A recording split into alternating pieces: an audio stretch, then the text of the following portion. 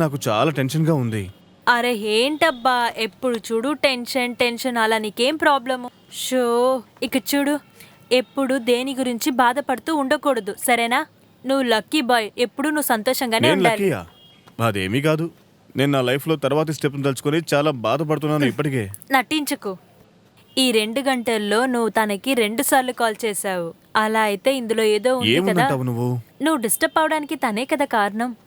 చెప్పు, సరే ఏంటి చెప్పు, అర్థం? నువ్వే చెప్పు, ఏమై ఉంటుంది? That is love. You are in love. ఊరికే ఏదో వాక్కు నీ పాటికి నువ్వు. I'm in love. అది సరే పూజ, దీని పేరే ప్రేమ అని నువ్వు అనుకుంటున్నావా? నాకు తెలియట్లేదు, ఎవరినైనా లేదు, అడిగి నేను తెలుసుకుందాం. సీరియస్ గానే అడుగుతున్నాను. చెయ్యి, నన్ను ఇంకా లవ్ చేస్తుందని అనుకుంటున్నావా? నాకెలా తెలుసు? సరే వదులు, ఎవరైనా వస్తే అడిగి తెలుసుకుందాం. నాకు ప్రేమ గురించంతా ఏమీ తెలీదు. ఏమన్నావు? అరే, నీకు ప్రేమ గురించి ఏమీ తెలీదా? అబద్ధం చెప్పు. ఆ, చిన్న వయసులో హ్మ్, ఒక చిన్న లవ్ ఉంది. హ్మ్. అప్పుడు అది బానే ఉంది. ఆ, కానీ ఈ వయసులో ఏదీ సెట్ అవ్వలేదు. ఏంటి, ఏమైందని అడుగుతున్నాను కాదు, కదా. నువ్వు చెప్పేది వింటే ఆశ్చర్యంగా ఉంది. అసలు ఏమీ తెలియని చిన్న వయసులోనే లవ్ చేశాను అంటున్నావు, కానీ ఇప్పుడేది లేదంటున్నావు. భలే మంచివి నువ్వు. ఇంకొక విషయం చెప్తాను విను. కాలేజ్ చదువుకున్నప్పుడు ఒకసారి ఒక ప్రపోజల్ వచ్చింది, కానీ నేను దాన్ని యాక్సెప్ట్ చేయలేదు. దాని తర్వాత ఇలాంటి లవ్ అంటే ఏమీ లేదు. ఇప్పుడు నా ఫీలింగ్స్ని ఇలాగా షేర్ చేసుకుంటున్నాను, ఓకే? నేను నా చిన్న వయసులో ఎన్నో కష్టాలను చూస్తూ పెరిగాను. ప్రేమానురాగాలంటే ఏంటో కూడా నాకు తెలీదు. చాలా కష్టం. అమ్మా నాన్న ఉండి కూడా నేను నా జీవితాన్ని భయపడుతూనే జీవిస్తూ వచ్చాను. చాలా కష్టపడ్డావు. ఉమ్? అమ్మా నాన్న జీవించిన జీవితాన్ని చూసిన తర్వాత నాకు ఈ కుటుంబం, పిల్లలు, వీటి మీద ఎటువంటి ఆసక్తి అస్సలు లేదు. అందువల్ల ఇంట్లోంచి పారిపోయి వచ్చేసావా? తర్వాత ఒకరోజు మా అమ్మకి బాగా అనారోగ్యంగా ఉంది. ఆ టైంలో నేను ఒక ముఖ్యమైన పని మీద బయటికి వెళ్లాల్సి వచ్చింది. అందువల్ల నాన్నకి ఫోన్ చేసి విషయాన్ని చెప్దామని ఆయనకి ఫోన్ చేశాను. ఆయన అసలు ఫోన్ లిఫ్ట్ చేయలేదు. తర్వాత ఎలాగోలా నేనే వెళ్ళి ఆటోలో అమ్మని హాస్పిటల్కి తీసుకెళ్లాను. అప్పుడే మా అమ్మ 2 చేతులు చాలా చల్లగా అనిపించాయి. ఆ తర్వాత డాక్టర్ మా అమ్మగారిని చెక్ చేసి చూసి షీ ఈజ్ నో మోర్ అని చెప్పారు.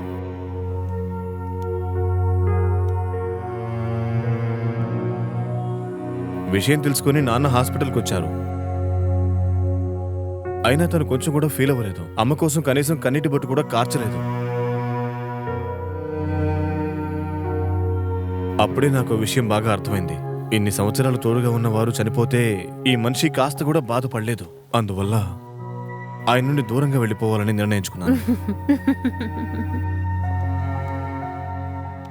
మా అమ్మ చాలా మంచిది.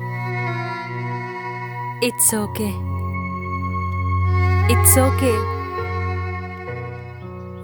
ఇలా చూడు, కార్యంలో పూజ, విందు భోజనాలు అన్ని బ్రహ్మాండంగా ఉండాలి.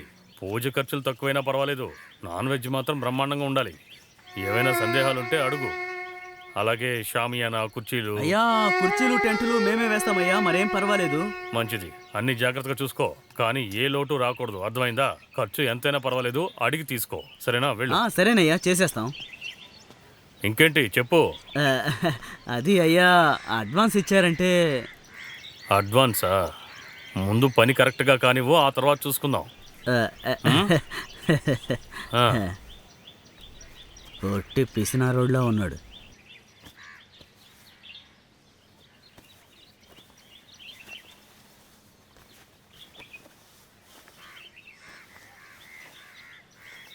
హలో, అందరూ కార్యానికి టైంకి వచ్చేయాలి. ఇక్కడ అన్ని పనులు నేను ఒక్కనే చూసుకోవాల్సి వస్తుంది. ఏం చేయను, చేయక తప్పదు కదా, నేను చూసుకుంటానులే. కార్యానికి ఎవరు వస్తారు? నాన్ వెజ్ తినడానికైనా వస్తారు. చెప్పండి. ఒక్క నిమిషం, మళ్ళీ చేస్తాను.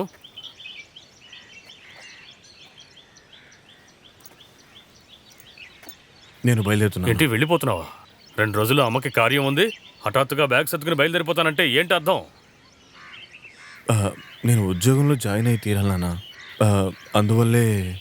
నువ్వు ఏమంటున్నారా? ఈ కుటుంబాన్ని నేనే పోషిస్తానని చెప్తూ ఉంటావు. లేదు, నేను వెళ్ళాలి నాన్న. రేయ్, నోరు మూసుకుని ఇక్కడే ఉండు, లేదంటే నీ పళ్ళు రాలు కొడతాను, జాగ్రత్త. నిన్ను చూస్తేనే నాకు అసహ్యంగా ఉంది. నేను బయలుదేరుతున్నాను. నీల్, నీల్, రేయ్ ఆగరా, చెప్తున్నాను కదా, నా మాట వినరా, ఆగు. అరే ఆగమంటుంటే నేను ఇంత చెప్పినా నా మాట లెక్క చేయకుండా బయలుదేరుతున్నావు అంటే నీకు ఎంత ధైర్యం? నీ వల్లే మా అమ్మ చచ్చిపోయింది. ఇక్కడ నేను ఒక్క క్షణం కూడా ఉండలేను. నన్ను వదిలి నేను ఎక్కడికైనా వెళ్ళిపోయి బతుకుతాను. రేయ్,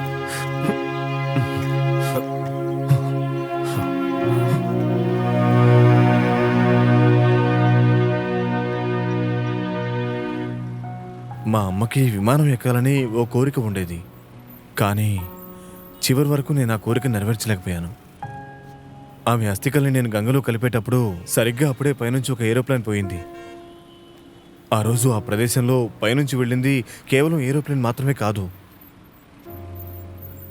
మా అమ్మ కోరికలు కూడా ఆ రోజే ఎగిరిపోయాయి.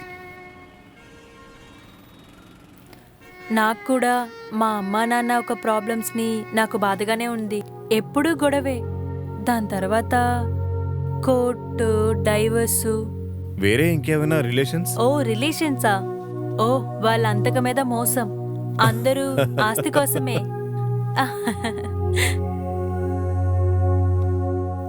అదేంటంటే ఈ బంధువులు ఆస్తి ఎప్పుడు మన చేతికి వస్తుందని చూస్తూనే ఉన్నారు. కొంచెం కూడా ప్రేమ జాలి లేదు.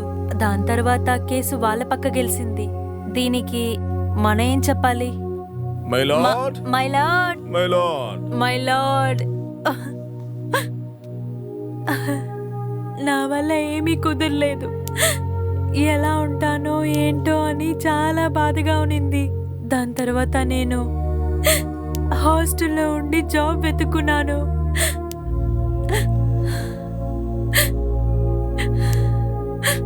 ఇప్పుడే అన్నిటినీ కొద్ది కొద్దిగా మర్చిపోతున్నాను. కానీ నా వల్ల కుదరట్లేదు. ఇలాంటి సిచ్యువేషన్లో నేనున్నప్పుడు ఇలాంటి ఫ్యామిలీ, పిల్లలు, ఇలాంటి లైఫ్ని అనుకోలేకపోతున్నాను. చిరాకుగా ఉంది. ఆస్తి గురించి అడిగితేనే నాకు తలనొప్పి వచ్చేస్తుంది. చాలా కష్టం.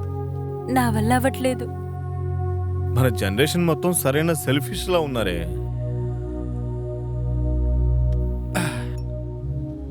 మనం కోరుకున్నది ఎప్పుడూ జరగదు. ఈ లోకంలో నిజమైన ప్రేమ అనేది లేదు. ఏంటో ఈ జీవితం. పోండ్రా. నువ్వు చాలా చాలా మంచి పిల్లడివి. నీలాంటి ఒక అబ్బాయి నా లైఫ్లో వస్తే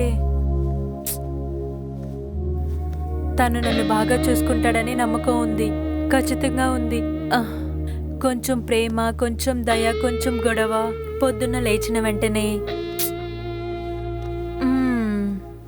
అది కేవలం కొంచెం ఉంటే సరిపోతుందా? మరి వేరే ఇంకేమీ వద్దా? పైకెక్కితే మూడు వచ్చేస్తుంది. అందమైన నీ అధరాలు. కవితనా? పాటో కవితో. ఎందుకు కవితలు అంటేనే ఇష్టమా? లేదు లేదు.